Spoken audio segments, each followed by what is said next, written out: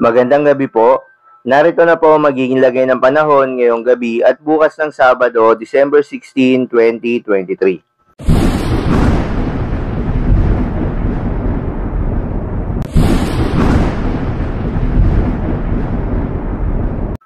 Sa kasalukuyan nga ay northeast monsoon pa rin o yung hanging amihan ang patuloy na nakakaapekto sa northern at central Luzon.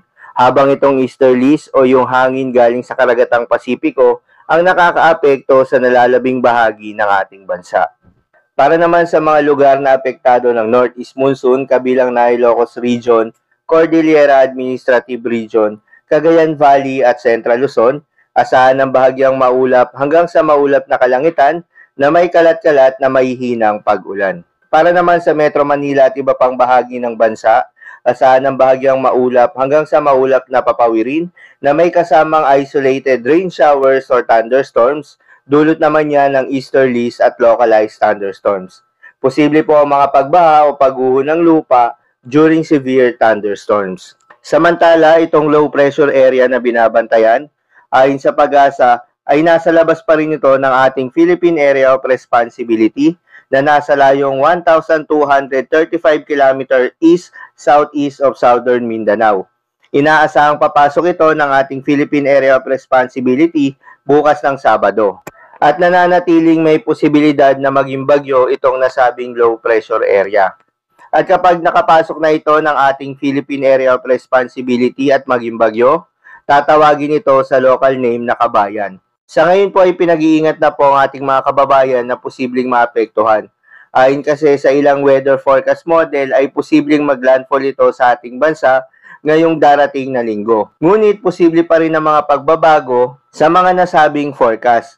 Kaya patuloy lamang po magantabay sa mga update na ating ilalabas at update ng PAGASA.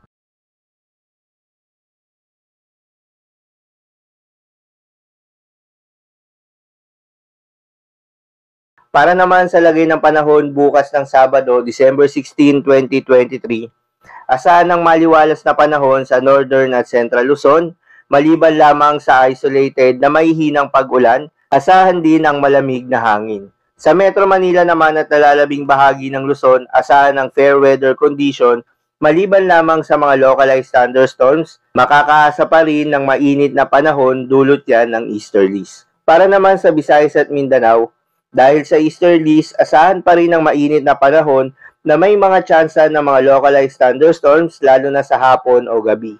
Posible pa rin ang mga pagbaha at pagguho ng lupa during severe thunderstorms. Para naman sa lagay ng mga dagat baybayin, ayon sa PAGASA, sa kasalukuyan nga ay wala pa rin nakataas na gale warning sa anumang baybayin ng ating bansa.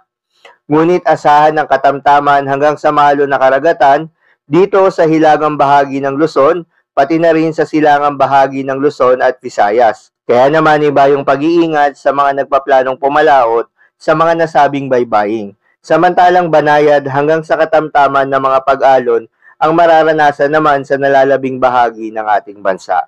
So yun lamang po para sa lagay ng panahon ngayong gabi ng Biyernes. Keep safe everyone.